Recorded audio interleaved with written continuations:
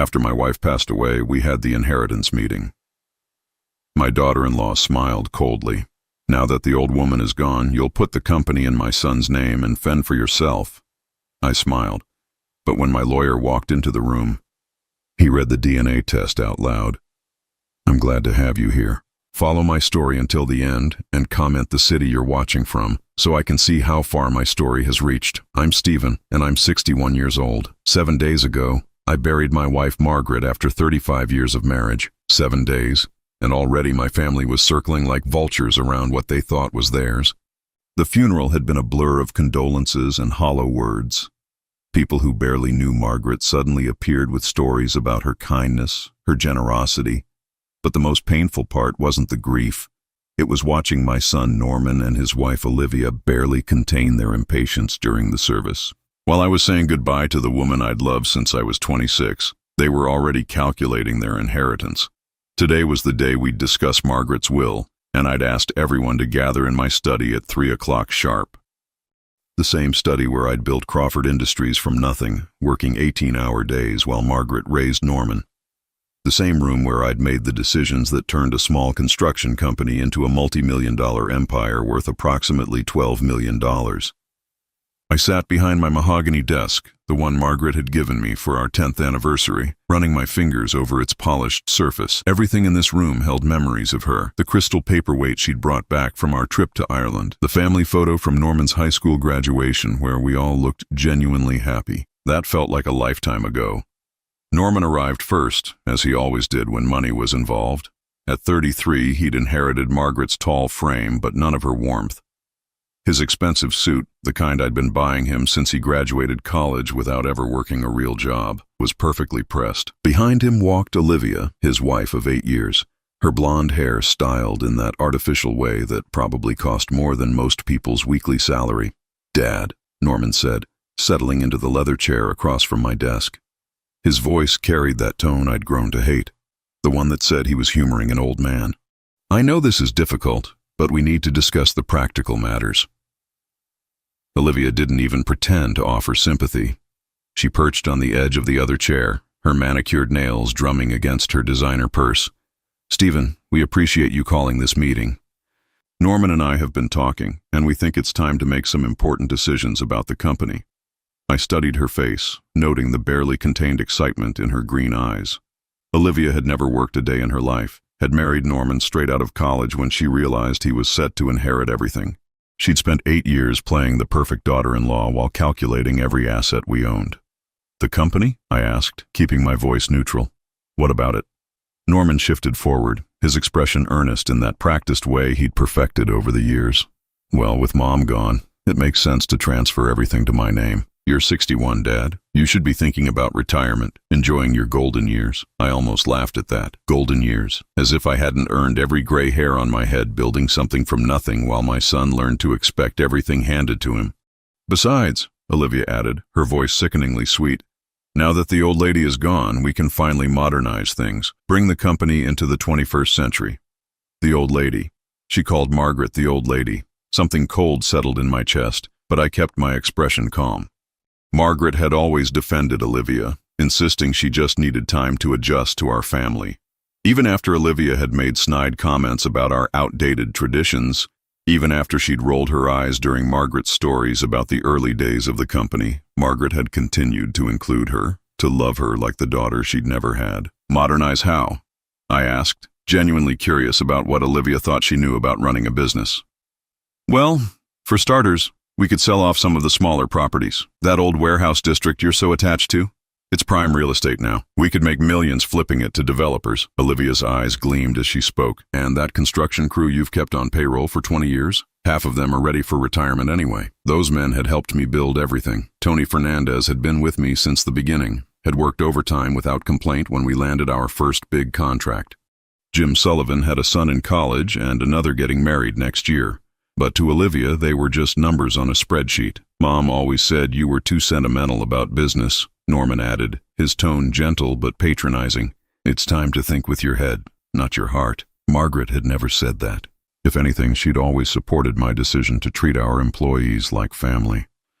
She'd hosted Christmas parties for them, remembered their children's names, sent flowers when they lost loved ones. But Norman and Olivia had rewritten history to suit their narrative. I looked at my son, this man I'd raised, educated, supported for 33 years, and tried to find something familiar in his face. When had he become so calculating? When had the boy who used to help me in the workshop on weekends turned into someone who spoke about his mother's death as an opportunity? "You seem to have this all figured out," I said finally. Olivia smiled, mistaking my calm for agreement. "We've put a lot of thought into it. Norman has some excellent ideas about expanding into commercial development. With the right investments, we could double the company's value in 5 years. Double it by destroying everything Margaret and I had built together, by firing people who'd been loyal for decades, by turning our family business into another soulless corporation focused only on profit margins. There's just one thing," I said, opening the top drawer of my desk. Inside was a manila envelope I'd been carrying for the past week, sealed and waiting for this moment. "We need to wait for my attorney." Norman frowned. "Attorney? Dad, this is just family. We don't need lawyers for a simple transfer." "Oh, but we do," I said, feeling something I hadn't felt in days, a small spark of satisfaction. "Because there are some things about this inheritance that you don't know." Olivia's smile faltered slightly. "What kind of things?" "The kind that require legal documentation." I checked my watch. 3:15. "David should be here any minute." The room fell silent except for the ticking of the grandfather clock Margaret had insisted we buy for our 25th anniversary.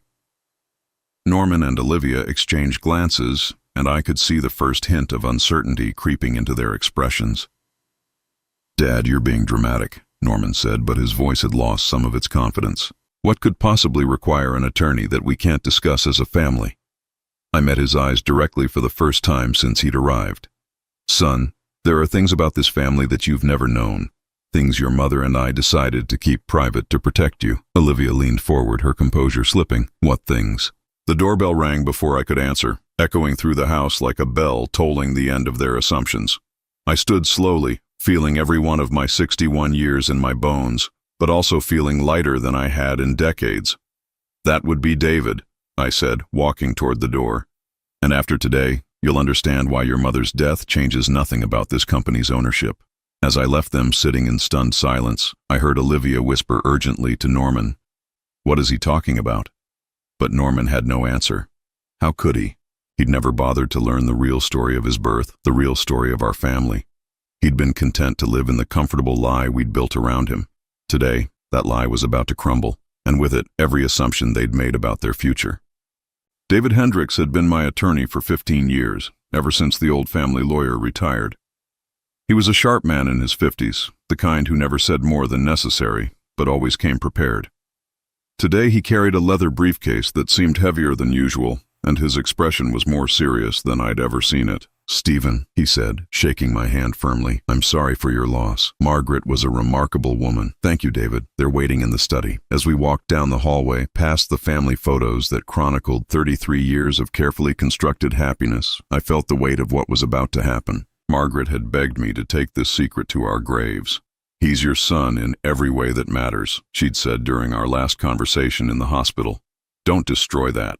But sitting in that room today, watching Olivia disrespect Margaret's memory and listening to Norman speak about her death as a business opportunity, I knew Margaret had been wrong. Some truths needed to see daylight, especially when people tried to profit from lies. Norman and Olivia stood when we entered. David nodded politely to them, but I could see his professional mask was firmly in place. He knew what was coming. "David, you remember my son Norman and his wife Olivia?" I said, settling back into my chair. "Of course. Again, my condolences on your mother's passing," David said to Norman, who nodded stiffly. Olivia had regained some of her composure, but I noticed her hands were clenched in her lap. "Mr. Hendricks, we appreciate you coming. But this really is just a family matter." Stephen was about to transfer the company assets to Norman. David's eyebrows rose slightly as he looked at me. "Is that so?" "Actually," I said, enjoying the moment more than I probably should have, "that's not quite accurate. I asked you here because there are some documents Norman and Olivia need to see before any transfers can be discussed." David opened his briefcase and pulled out a thick folder. "Stephen, are you certain you want to proceed with this? Once this information is shared, there's no going back." Norman's face had gone pale. "What information? Dad, what is this about?" I looked at my son, the boy I'd raised, the man I'd supported, the person who'd just spent the last hour planning to dismantle everything his mother and I had built. Norman, do you remember when you were 7 and you asked me why you didn't look like me? A flicker of confusion crossed his face. You said I looked like Mom's side of the family. I lied. The words hung in the air like smoke. Olivia's mouth opened slightly, and Norman actually took a step backward. David, I said quietly, please show them the DNA test results. David removed a laboratory report from the folder, the kind with official letterhead and scientific terminology that left no room for interpretation. He placed it on the desk where all 3 of us could see it. This test was conducted 3 weeks ago, David said in his professional voice. It compares DNA samples from Stephen Crawford and Norman Crawford. Norman's hands shook as he reached for the paper. I watched his eyes scan the technical jargon until they reached the conclusion in bold letters. Probability of paternity, 0%. This is impossible, Olivia whispered, but her voice lacked conviction. I'm afraid it's quite conclusive, David said. Norman is not Stephen's biological son. The silence that followed was deafening. Norman sank into his chair, the paper still clutched in his hands. Olivia stared at me as if I'd physically struck her. But how? Norman's voice was barely audible. When did you know? I leaned back, feeling a strange mixture of relief and sadness. The secret I'd carried for 26 years was finally free. I suspected when you were 7. You were curious about genetics in school, asking questions about eye color and blood types. So I had a test done privately. 26 years? Olivia's voice was shrill now. You've known for 26 years? 26 years, I confirmed, and in all that time, I never said a word. I raised you, Norman. I paid for your education, your wedding, your house. I treated you exactly like my son because that's what I chose to do. Norman looked up from the paper, his eyes filled with tears. Why? Why would you do that? The question I'd been dreading.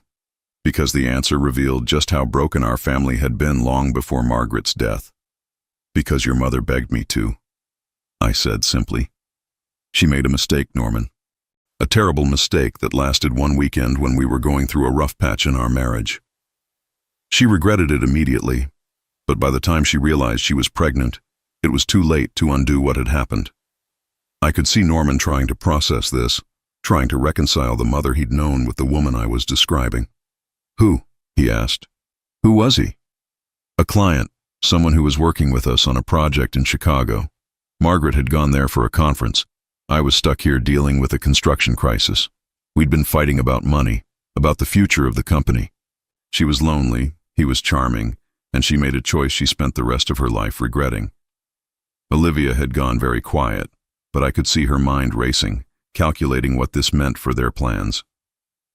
The man's name was Robert Hayes, I continued. He died in a car accident when you were 12. Margaret never told him about you. As far as I know, you're his only child. Norman set the paper down with trembling hands. So everything I thought I knew about my life is a lie. No, I said firmly. The love your mother and I had for you was real. The life we built together was real. The only lie was the biology. But the company, Olivia said suddenly, her voice sharp with panic. If Norman isn't your son, then what happens to the inheritance? And there it was. Even faced with the complete upheaval of her husband's identity, her first concern was money.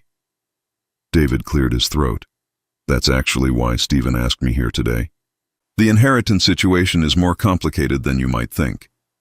He pulled out another document, this one thick with legal language and official seals.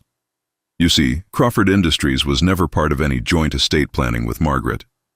Stephen has maintained sole ownership of the company throughout their marriage. Margaret's will, which was read last week, pertains only to personal assets, the house, her jewelry, her personal accounts. Olivia's face went white. What are you saying? I'm saying, David continued, that the company was never going to be inherited by Norman, biological son or not. It has always been Stephen's to dispose of as he sees fit. Norman looked at me with an expression I couldn't quite read. You mean all this time while we were planning for me to take over the company? You were planning, I corrected. I never made any such promises. The truth was settling over them like a heavy blanket. Norman wasn't my biological son, which meant he had no blood claim to anything. But more importantly, he'd never had a legal claim either. The company I'd built from nothing remained mine to control. "This is insane," Olivia said, standing up abruptly. "You can't just destroy a family like this. Norman has been your son for 33 years. You can't take that away now." "I'm not taking anything away," I said calmly. "I'm simply revealing what has always been true. The question now is what Norman chooses to do with this information." Norman was staring at the DNA test results again, his whole world reorganizing itself around this new reality. "Did Mom suffer?" he asked suddenly, knowing this secret. "Every day," I admitted. "She wanted to tell you so many times, especially when you started working at the company. But she was terrified you'd hate her for the lie." "And you? Did you hate her?" I considered the question, thinking about 35 years of marriage, the good times and the difficult ones. For about 6 months, yes. I was furious, hurt, betrayed. But then I realized that hating her wouldn't change anything. You were here, you were innocent, and she was genuinely sorry. So I made a choice to forgive and move forward. "How noble," Olivia said sarcastically. "And now you're using this information to what, punish us?" I looked at her with the calm I'd been cultivating for years. "I'm not punishing anyone, Olivia. I'm simply making sure everyone understands the reality of the situation before any decisions are made about the future." David gathered his papers back into the folder. "Stephen, do you want me to explain the legal implications?" "Please." "Norman, as you're not Stephen's biological son, you have no automatic inheritance rights to Crawford Industries. However, Stephen could still choose to leave you the company in his will if he desired. That remains entirely his decision."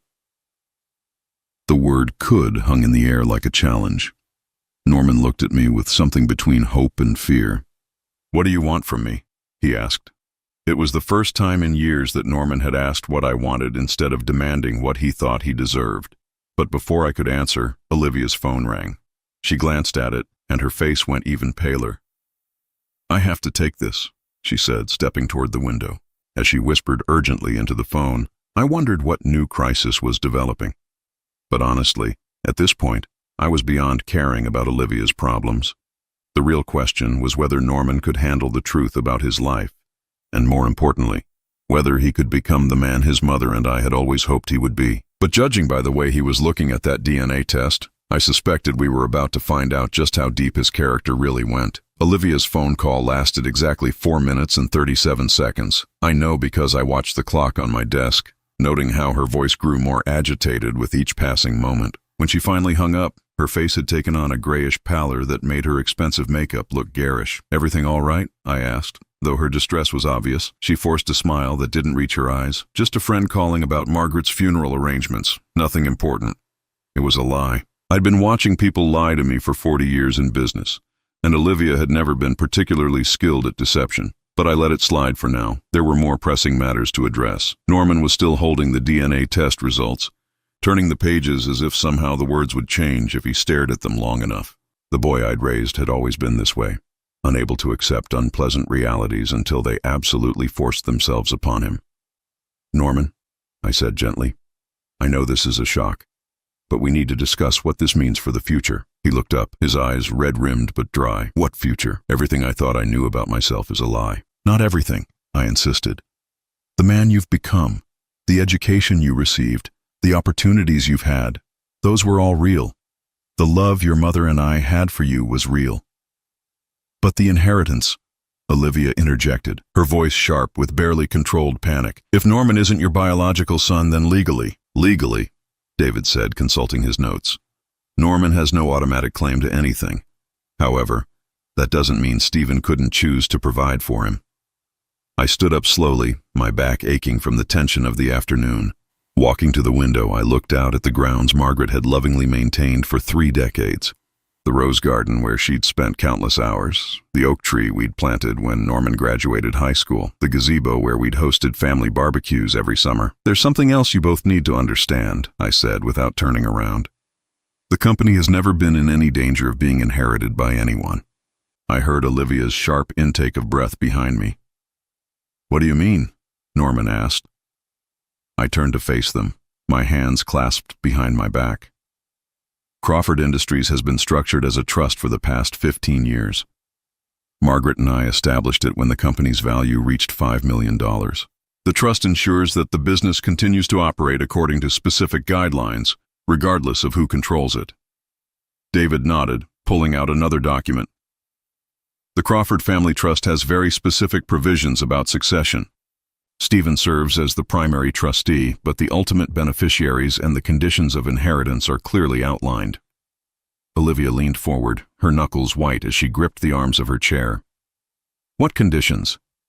The trust requires that any successor demonstrate a genuine commitment to the company's values and employees, I explained. They must work in the business for a minimum of 5 years in a meaningful capacity, not just as a figurehead. They must show financial responsibility and ethical behavior, and they must understand that the company exists to serve the community, not just to generate profit. Norman's face went pale. 5 years of actual work? The question revealed everything I needed to know about his character. In 8 years of marriage to Olivia, Norman had worked sporadically at the company, usually in comfortable positions that required little real effort. He'd shown up when it suited him, delegated actual work to others, and spent most of his time planning how to spend the money he expected to inherit.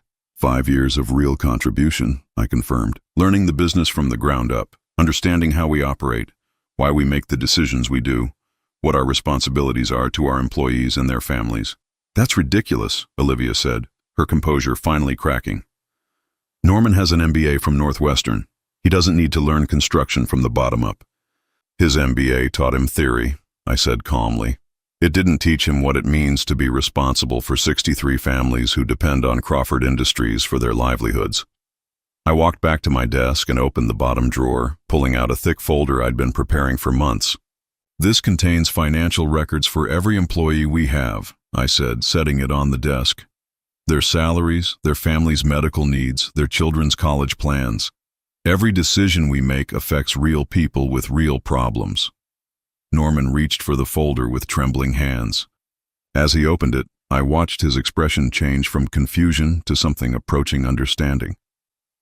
Tony Fernandez has been with us for 22 years, I continued.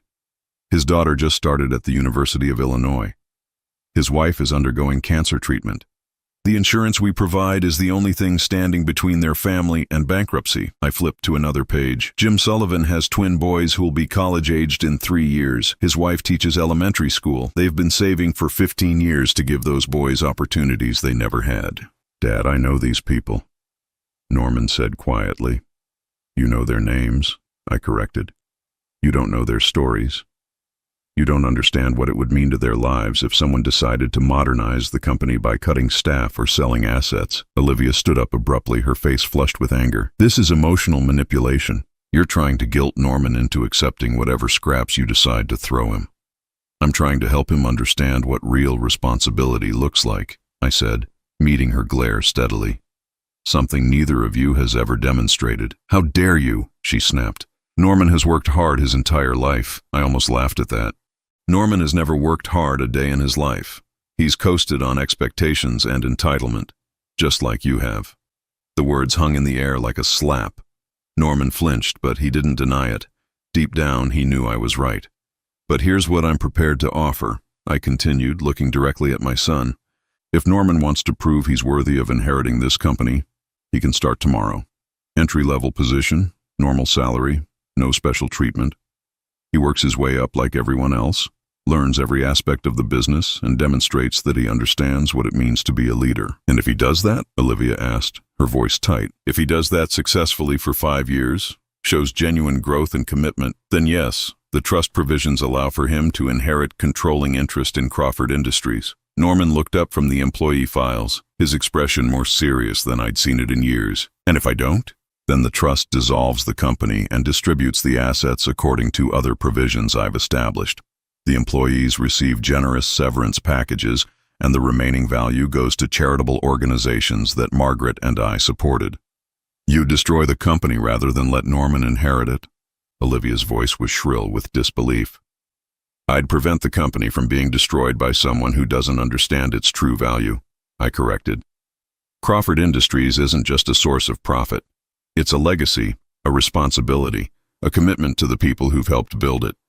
David cleared his throat. Stephen, should I explain the timeline? I nodded.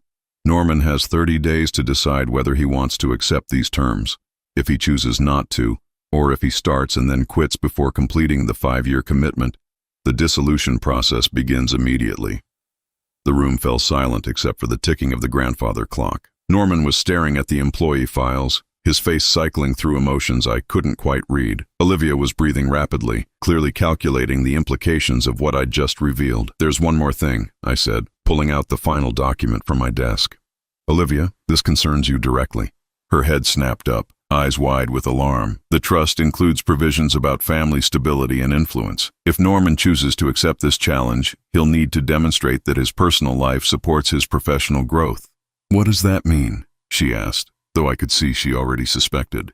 "It means that anyone who actively undermines the company's values or tries to manipulate Norman's decisions will be considered a disqualifying influence." I handed her the document. "These are the specific behavioral requirements outlined in the trust. I suggest you read them carefully." As Olivia scanned the pages, her face went through a series of expressions: confusion, anger, then pure terror, as she realized what she was reading. "This is a prenuptial agreement," she whispered. "Modified and updated as of last month," David confirmed.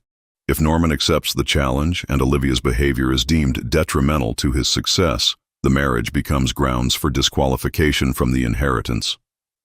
Norman looked up sharply. "You're asking me to choose between my wife and the company?"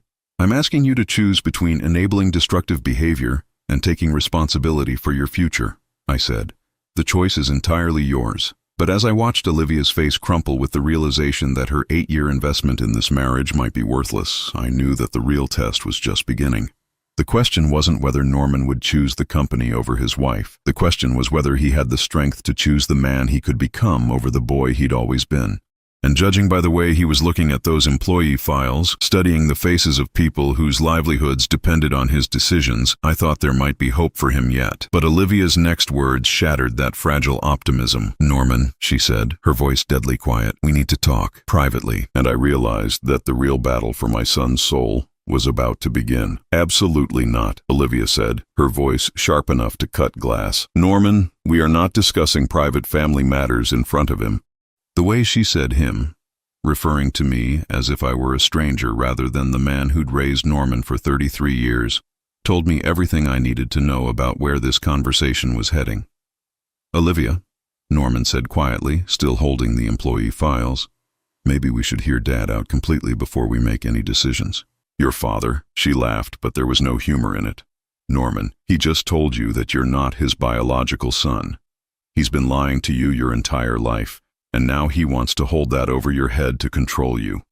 I watched my son's face carefully, looking for signs of how her words were affecting him. Norman had always been susceptible to Olivia's manipulation, but something in his expression suggested the DNA revelation had shaken him more deeply than she realized. "The lying was to protect him," I said calmly, "just like every other sacrifice Margaret and I made over the years." "Sacrifice?" Olivia's voice rose an octave. "You mean like the sacrifice of paying for his education at the best schools? Or the sacrifice of giving him a job at your company without him having to earn it? Those kinds of sacrifices?" David shifted uncomfortably in his chair. "Perhaps I should give you some privacy to discuss this." "No," I said firmly. "Stay. I want a witness to whatever threats are about to be made." Olivia's eyes flashed dangerously. "Threats? Who's making threats? You're the one trying to blackmail your own son into 5 years of manual labor." "I'm offering him the opportunity to earn something meaningful," I corrected, "something no one can take away from him." "What he should have inherited automatically," she shot back, "if you hadn't decided to play God with DNA tests and legal technicalities." Norman set the files down and looked at his wife with an expression I'd never seen before, disappointment mixed with something that might have been recognition. "Olivia, stop," he said quietly.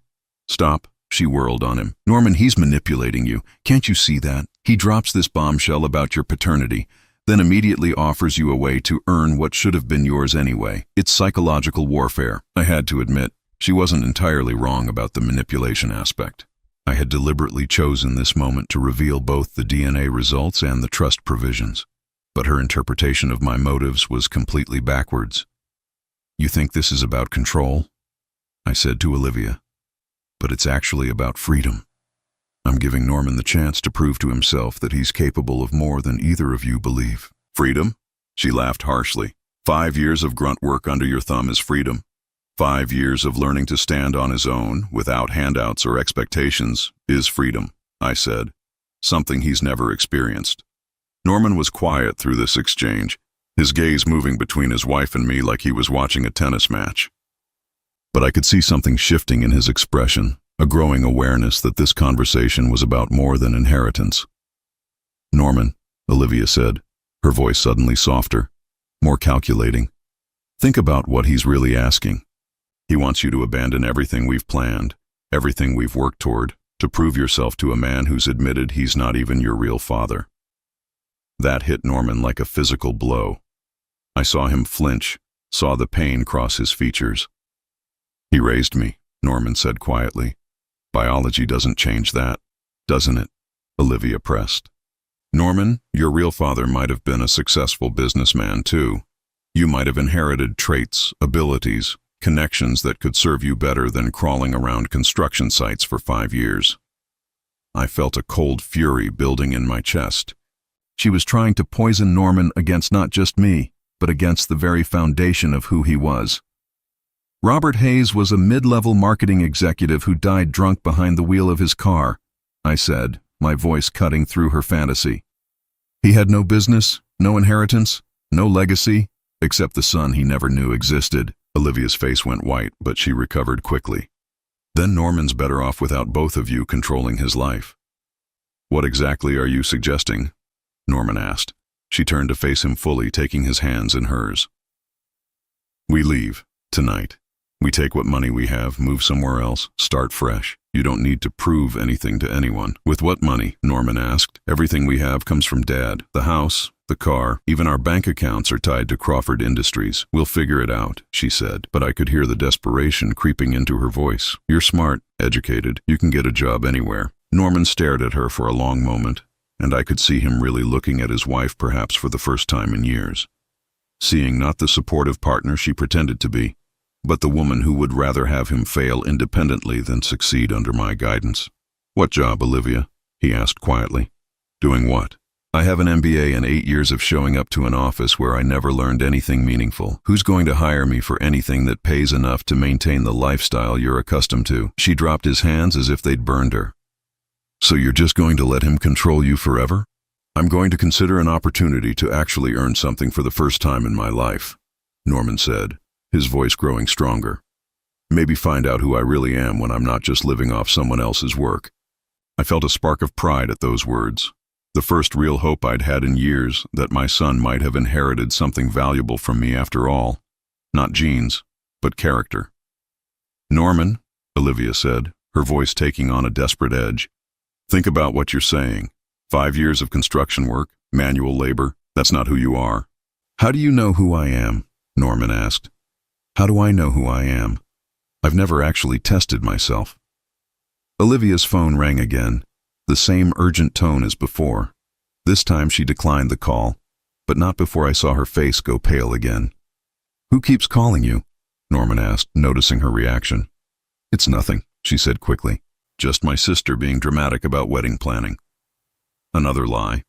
Olivia's sister had been married for 3 years. David, I said, could you excuse us for a moment? I think the family needs to have a private conversation. David nodded, gathering his papers. I'll be in the kitchen if you need me. Take your time. After he left, I turned to face Norman and Olivia directly. There's something else you both need to know. The reason I decided to reveal everything today wasn't just about the inheritance. Norman looked up sharply. What do you mean? I walked to my desk and pulled out a folder I'd been hoping not to use. Olivia, that phone call wasn't from your sister, was it? Her face went ashen. I don't know what you're talking about. It was from Marcus Reeves at First National Bank, I continued. About the personal loan you took out 3 months ago using this house as collateral. Norman's head snapped toward his wife. What loan? Olivia's mouth opened and closed like a fish gasping for air. Norman, I can explain. The loan for $250,000, I continued relentlessly, that you've already defaulted on. The loan you took out without Norman's knowledge, forging his signature on the application. The silence that followed was deafening. Norman stared at his wife as if he'd never seen her before. You mortgaged our house? He whispered. It's not our house, she said desperately. It's his house. He owns everything, Norman. I was trying to get us some independence. By committing fraud? Norman's voice was rising now. Olivia, what did you do with the money? She looked around the room like a trapped animal. I invested it in a business opportunity. It was supposed to be a sure thing. What business opportunity? I asked, though I already knew the answer from the private investigator's report sitting in my safe. A spa franchise, she said weakly, in Phoenix. My friend Kelly said we could triple our investment in 6 months. Norman put his head in his hands. Olivia, tell me you didn't lose $250,000 to some pyramid scheme. Her silence was answer enough. The bank wants their money, I said quietly. They called me this morning because they can't reach you. They're starting foreclosure proceedings on Monday. Norman looked up at me with pure desperation. Dad, I didn't know. I swear I didn't know anything about this. I know, I said. That's why I'm prepared to make you an offer. Both of them stared at me. I'll pay off the loan, I said, all of it, but only if Norman accepts the 5-year challenge, and only if Olivia agrees to certain conditions. What conditions? She asked, though her voice suggested she already dreaded the answer. You return to school and get a job. A real job, not some fantasy business venture. You attend financial counseling to learn how to manage money responsibly. And you never, ever use any asset connected to this family as collateral for anything without written permission. Olivia's face cycled through rage, humiliation, and finally something resembling fear as she realized her options had just evaporated. And if we refuse? Norman asked. Then you declare bankruptcy, lose the house, and start over with nothing but the clothes on your backs, I said simply. Your choice. Norman looked at his wife, then at me, then at the employee files still scattered across my desk. I could see him weighing his options, perhaps for the first time in his adult life, forced to make a decision based on reality rather than expectations. I need time to think, he said finally. You have until tomorrow morning, I said. The bank wants an answer by close of business Monday. As they left, Norman walking like a man in a daze and Olivia practically vibrating with fury, I wondered if I'd just saved my son or destroyed him. But watching him pause in the doorway to look back at those employee files one more time, I thought maybe, just maybe, I'd given him the push he needed to finally grow up. Time would tell if it was enough. Norman didn't call that evening, or the next morning. By 10 o'clock Sunday, I was starting to wonder if he'd taken Olivia's advice and simply disappeared. It wouldn't have been the first time he'd run from a difficult decision, though it would certainly be the most expensive. I was having my second cup of coffee when I heard a car in the driveway. Through the kitchen window, I watched Norman get out of his BMW alone. No Olivia. That was either a very good sign or a very bad one. He knocked on the front door, which struck me as odd, since he'd always just walked in before. I opened it to find my son looking like he'd aged 5 years overnight. His clothes were wrinkled, his hair disheveled, and there were dark circles under his eyes that suggested he'd spent the night wrestling with demons I knew all too well. Dad, he said quietly, can we talk? I stepped aside to let him in. Coffee, please. We sat at the kitchen table where Margaret had served thousands of meals over the years, where she'd helped Norman with homework, where we'd discussed everything from his first girlfriend to his career plans. The same table where she'd cried when I confronted her about the affair 34 years ago. Where's Olivia? I asked, pouring him a cup. Norman stared into the coffee like it might contain answers. At her mother's. We had a long conversation last night. A very long conversation. I imagine you did. He looked up at me with eyes that reminded me painfully of Margaret. She knew about my real father. I felt my stomach drop. What? She's known for 2 years.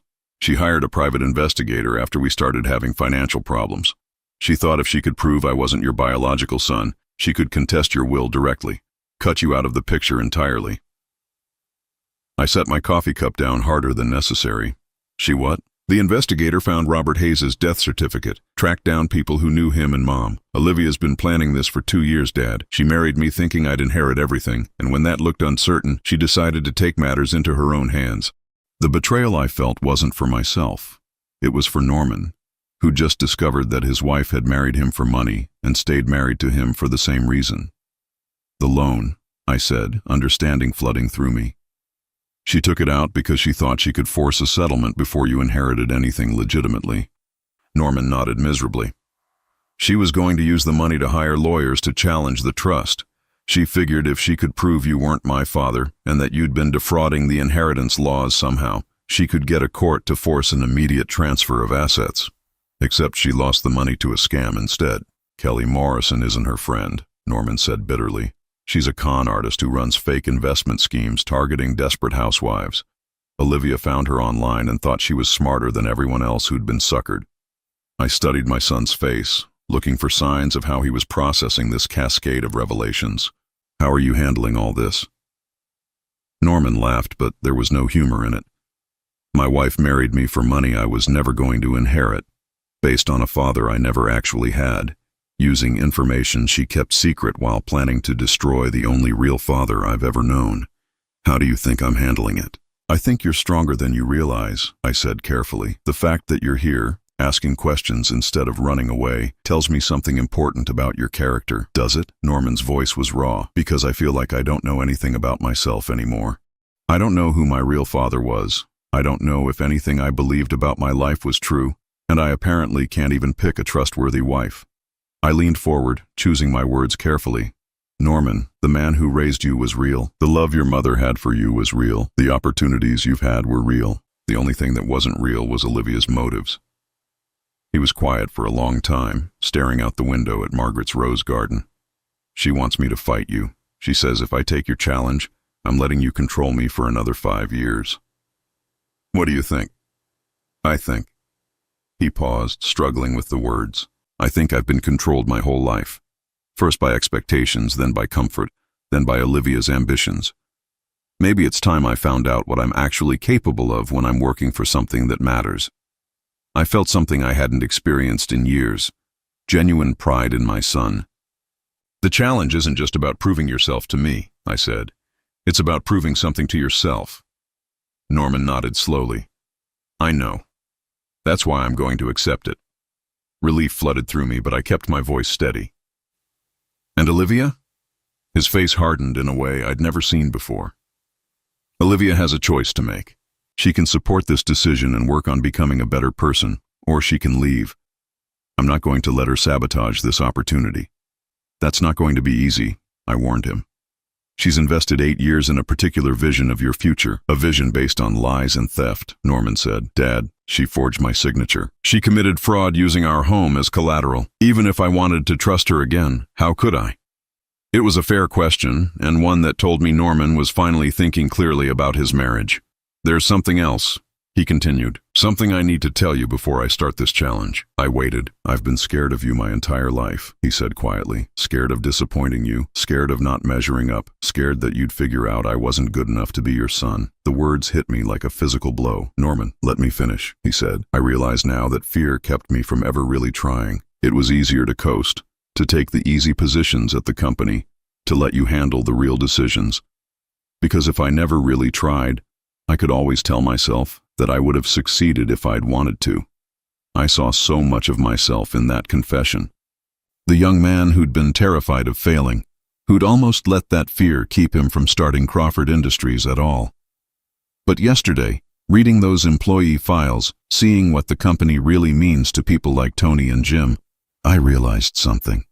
Norman continued. I don't want to be the kind of person who's afraid of trying. I don't want to be the kind of man who lets other people carry his responsibilities. That takes courage, I said. Yeah, well, maybe I inherited some of that from you after all, Norman said with a small smile, even if it's not genetic. We sat in comfortable silence for a few minutes, both of us processing the weight of what had just shifted between us. When do I start? Norman asked finally. Tomorrow morning, 6 a.m. We'll start with the Riverside project. New commercial development that needs foundation work. You'll be working with Tony's crew. Norman nodded. What should I tell them about why I'm there? The truth, that you're learning the business from the ground up because you want to understand what it really means to build something. And if they think I'm just playing around, slumming it for a few weeks, I smiled. Then you'll have to prove them wrong, every day, for 5 years. Norman stood up, extending his hand to me. Deal. I shook his hand, feeling the calluses that would soon develop from real work. Deal. As he headed toward the door, he paused. Dad, what happens if I fail? If I can't handle the physical work, or if I don't learn fast enough? Then you fail, I said simply. But you'll fail trying to become something better than what you were. That's more than most people can say. Norman nodded and left. I watched him drive away, noting that he didn't turn toward the house he shared with Olivia. Instead, he headed toward downtown, probably to find an apartment where he could start his new life without the weight of her expectations. An hour later, my phone rang. Olivia's number. "Stephen," her voice was tight with controlled fury, "I want to talk to you." "About what?" "About the way you're destroying my marriage." I almost laughed. I didn't forge anyone's signature or lose $250,000 to a con artist.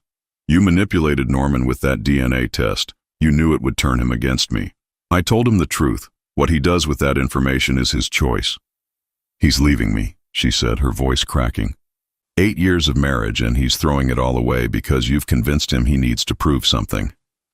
"Olivia," I said gently, "Norman isn't leaving you because of me. He's leaving you because you betrayed his trust in the most fundamental way possible." "I did everything for us," she screamed. "Everything I did was to secure our future." "Everything you did was to secure your future," I corrected. "Norman was just the vehicle you planned to use." She was quiet for a long moment, and when she spoke again, her voice was different, smaller. "What if I apologize? What if I make it right?" "Can you make it right?" I asked. "Can you give him back the trust you broke? Can you undo the lies you told and the fraud you committed?" "I can try." "Then try," I said, "but don't expect him to make it easy for you. Trust once broken is the hardest thing in the world to rebuild." After I hung up, I sat at the kitchen table for a long time, thinking about trust and truth and the price we pay for both. Margaret had broken my trust once and spent 34 years earning it back. Norman had broken my trust by being careless with the opportunities I'd given him, but he was starting the hard work of earning it back. Whether Olivia would do the same remained to be seen. But for the first time in years, I felt hopeful about the future, not because I knew how things would turn out, but because I finally believed Norman had the strength to handle whatever came next. The real test would begin tomorrow morning at 6 a.m., when my son learned what it meant to earn something he couldn't lose. 5 years and 3 months later, I stood in the same study where everything had changed, but this time the atmosphere was entirely different. Norman sat across from my desk, but he wasn't the same man who'd demanded his inheritance that day after Margaret's funeral. His hands were calloused now, his shoulders broader from physical work. There was a confidence in his posture that came from knowing he'd earned his place at this table.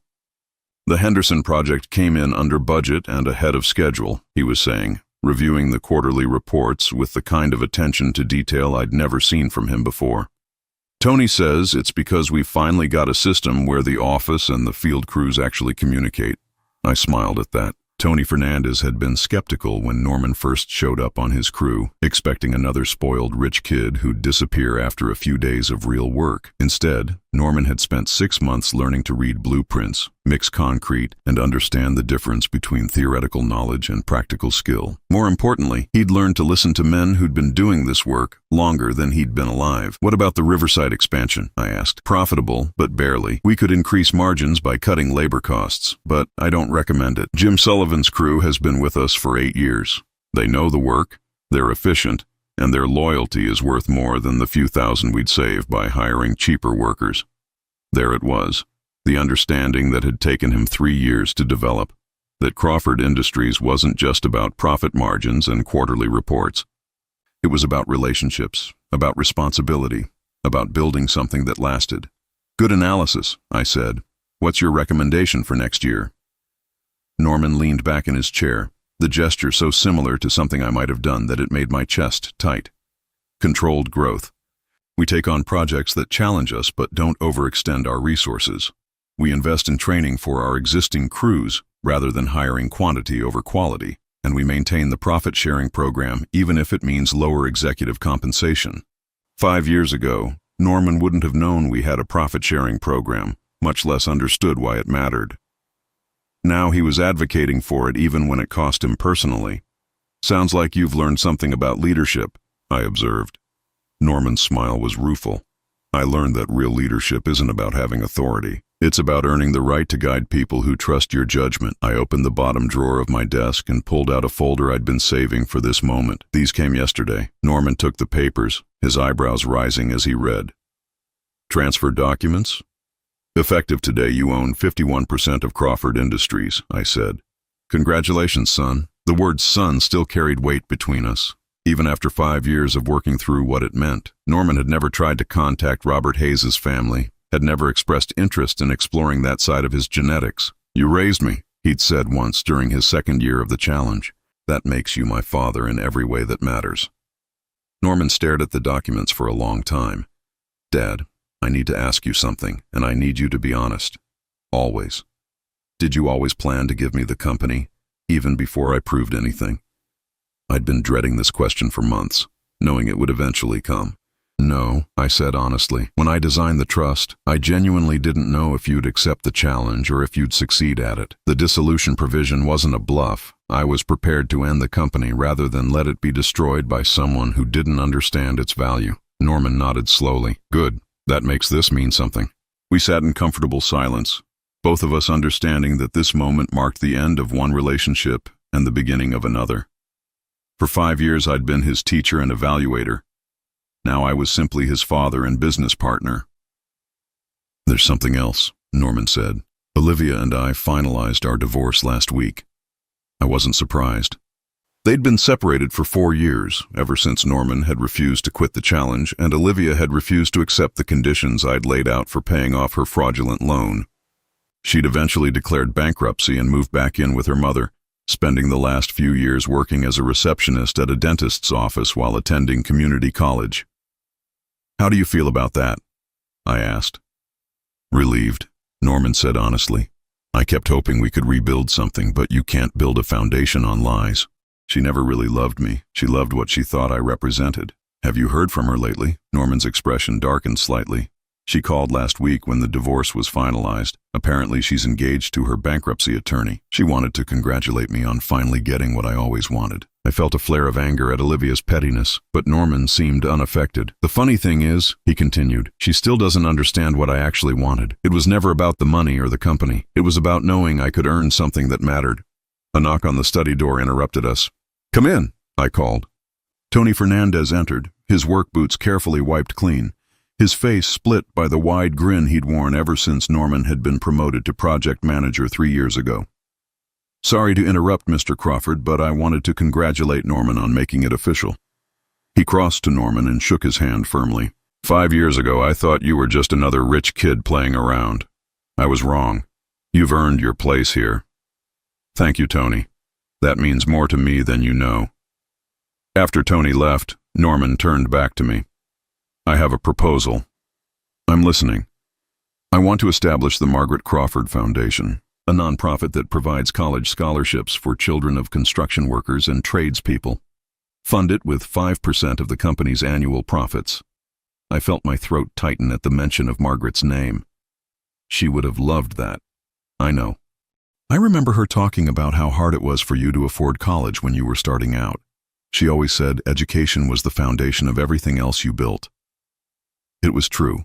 Margaret had worked 2 jobs to help me finish my degree, had sacrificed her own educational dreams to support mine. A foundation in her name, helping other families avoid those struggles, felt like the perfect memorial. I'll have David draw up the papers, I said. As the afternoon wore on, we discussed plans for the company's future, the foundation's structure, and Norman's vision for growth. But beneath the business conversation was something deeper. A recognition that we'd both become different people than we'd been 5 years ago. I was no longer the controlling father terrified of letting go. Norman was no longer the entitled son afraid of failing. We'd found our way to a relationship based on mutual respect rather than obligation or expectation. Dad, Norman said as we wrapped up, I want you to know something. These 5 years weren't just about proving I could run the company. They were about proving I could be the son you and Mom deserved. You were always that son, I said quietly.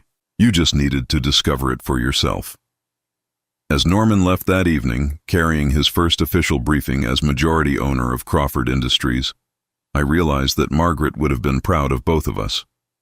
Not because Norman had inherited the company, but because he'd inherited something more valuable, the understanding that some things in life have to be earned, not given. 2 months later, I stood in the backyard where Margaret's rose garden bloomed in full summer glory, watching Norman direct the construction of the foundation's first scholarship award ceremony. He moved among the workers with easy authority, respected but not distant, trusted because he'd proven himself worthy of trust. The boy who'd once demanded his inheritance was gone, replaced by a man who understood that the best things in life, respect, trust, love, purpose, could never be inherited at all. They could only be earned, one honest day at a time.